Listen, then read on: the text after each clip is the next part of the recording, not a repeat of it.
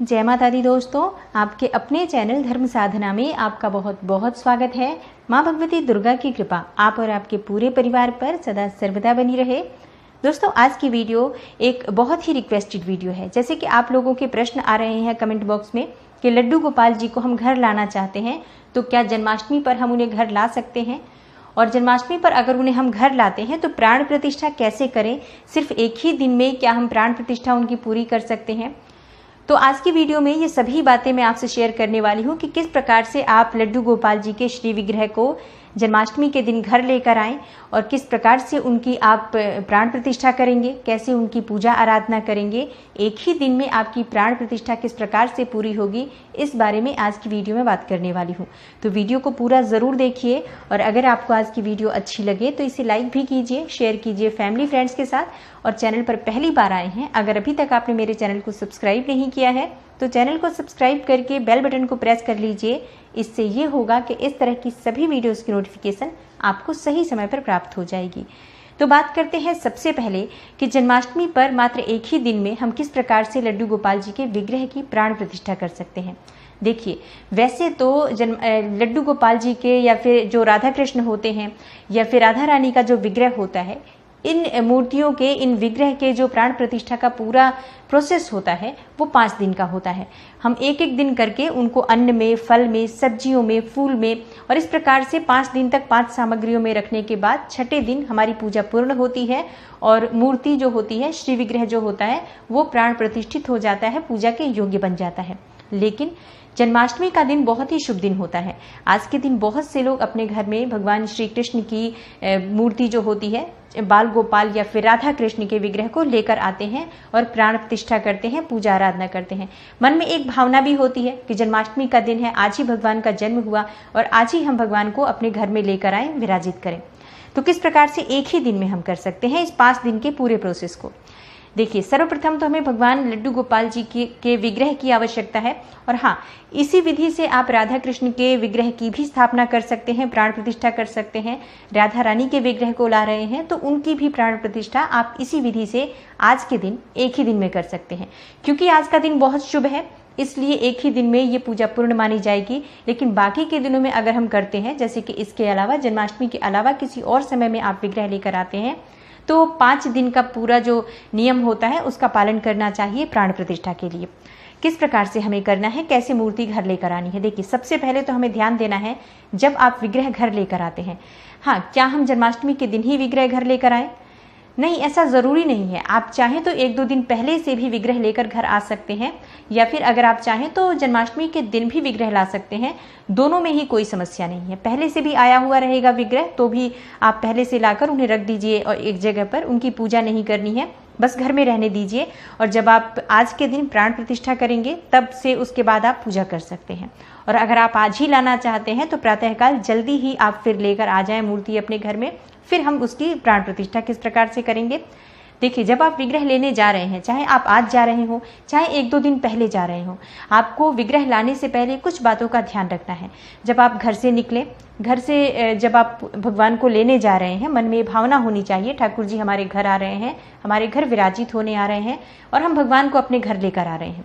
तो इस भावना के साथ आप घर से निकले और घर से आपको चाहिए एक पीला कपड़ा, लाल या फिर गुलाबी, कोई भी रंग का कपड़ा ले लीजिए, रेशमी, और इसमें भगवान के विग्रह को आप लेकर आएंगे तो थोड़ा बड़ा होना चाहिए। जैसे कि आपके विग्रह का जो साइज है, जिस साइज का आप विग्रह लेना चाहते हैं उसके हिसाब से आप कपड़ा ले लीजिए।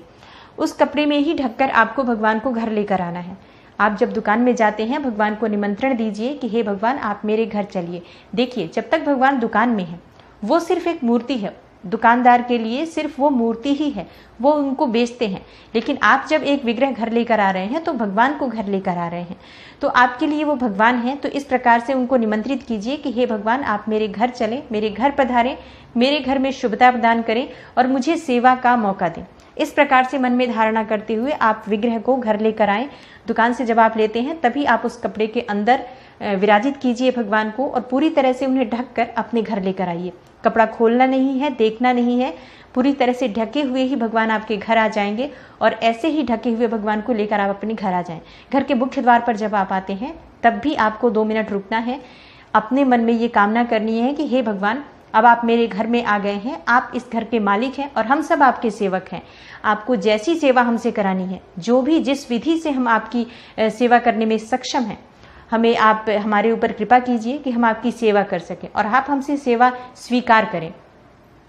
इस प्रकार से मन में धारणा करते हुए आप भगवान को घर लेकर आए। घर में आप एक स्थान पर उन्हें रख दें। मंदिर में ही एक जगह चाहे तो आप रख सकते हैं, जो जैसे कि घर के ईशान कोण में मंदिर होता है, वहीं पर इसी वस्त्र में लपेटे हुए भगवान को रहने दीजिए।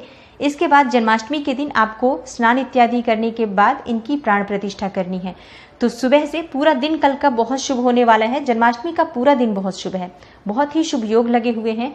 तो आप सुबह से ही इनकी प्राण प्रतिष्ठा की तैयारी कर दीजिए। स्नान इत्यादि करने के बाद आप स्वयं पीले वस्त्र धारण कीजिए, लाल या गुलाबी वस्त्र धारण करें। भगवान को पीले वस्त्र बहुत प्रिय हैं, तो जन्माष्टमी के दिन पीले वस्त्र पहनकर अगर पूजा की जाती है तो बहुत शुभ माना जाता है। तो आप भगवान की पूजा के लिए शुभ वस्त्र धारण करें, काले या नीले रंग के वस्त्र धारण ना करें। इस प्रकार से आपको अपनी तैयारी रखनी है। मन में भावना प्रबल होनी चाहिए। घर के मंदिर में आप शुद्ध घी का दीपक प्रज्वलित करें। एक बड़ा पात्र चाहिए भगवान श्री कृष्ण के विग्रह को उसमें रखने के लिए। आप सर्वप्रथम जो विग्रह लेकर आए हैं उनकी शुद्धि कर लीजिए। पंचामृत से चाहे तो आप स्नान करा सकते हैं। उसके बाद से शुद्ध जल से स्नान करके उन्हें अच्छे से साफ करके फिर एक पात्र में आप उनको विराजित करें, क्योंकि जो ये विग्रह हम लेकर आते हैं ये बने हुए विग्रह होते हैं, कई हाथों से गुजर के आते हैं हमारे पास, और अब इन्हें शुद्धिकरण करके हम अपने भगवान के स्वरूप में इनकी पूजा करने वाले हैं। तो सर्वप्रथम शुद्धिकरण आवश्यक है। उसके बाद आप एक पात्र में, बड़े पात्र में इनको विराजित करें। उसके बाद आप इसमें अन्न डाल सकते हैं। आप चाहे तो 5 प्रकार के अन्न ले सकते हैं, जैसे चावल, दाल इत्यादि कई तरह के अन्न मिलाकर रख सकते हैं इसमें, और नहीं तो फिर आप सिर्फ चावल भी रख सकते हैं। चावल में ही इनको आप रख दीजिए, पूरी तरह से भगवान ढक जाएं। इस प्रकार से आपको भगवान को विराजित करना है।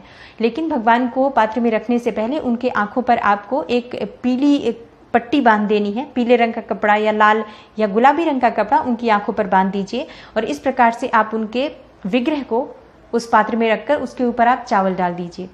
और इसके बाद आप 1 घंटे के अंदर, जैसे कि अब हमारे पास टाइम होता है 5 दिन का पूरा प्रोसेस करने के लिए, तब तो बहुत अच्छा होता है। लेकिन क्योंकि आज हमारे पास एक ही दिन है, तो हम 1-1 घंटे या 2-2 घंटे के अंतराल पर सभी चीज़ों में इनको विराजित करेंगे। तो आप पहले अन्न में रख दीजिए।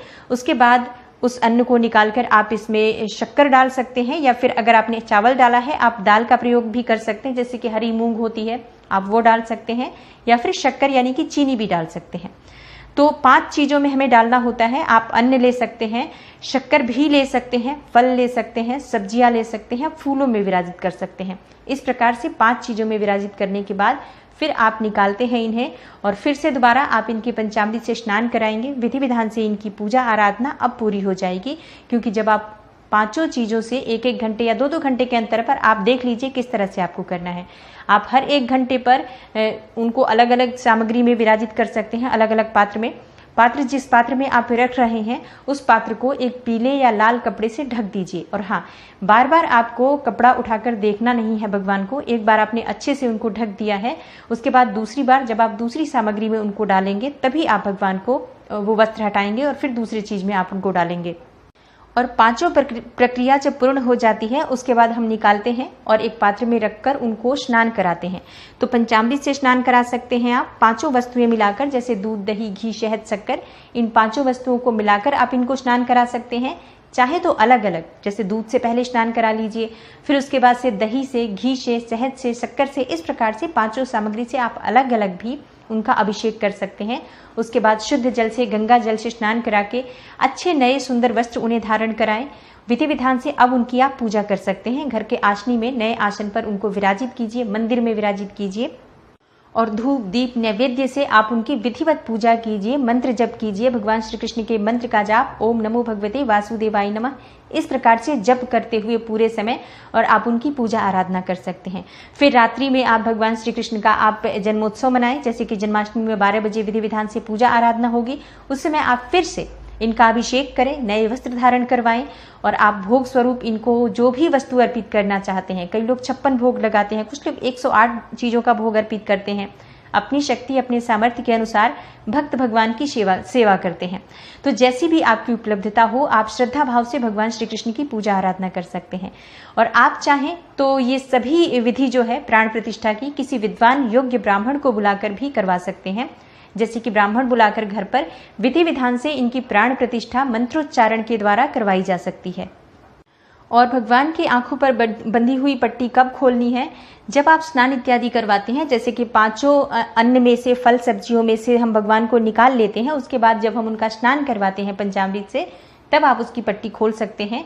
और भगवान के अंदर प्राण प्रतिष्ठा का मतलब होता है कि अब भगवान हमारी भावनाओं से, मतलब हमारी भावनाओं द्वारा भगवान प्रतिष्ठित हो चुके हैं। उनके अंदर एक शक्ति, एक ऊर्जा का समाहन हो चुका है, जिससे कि अब हम जो पूजा प्रार्थना करेंगे वो शीघ्र ही स्वीकार्य होगी।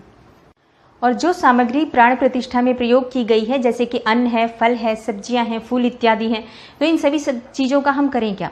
इन सभी चीज़ों को दक्षिणा सहित आप किसी ब्राह्मण को दान कर दीजिए।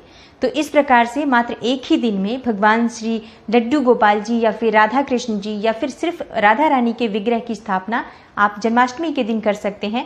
और आज का दिन बहुत शुभ होता है।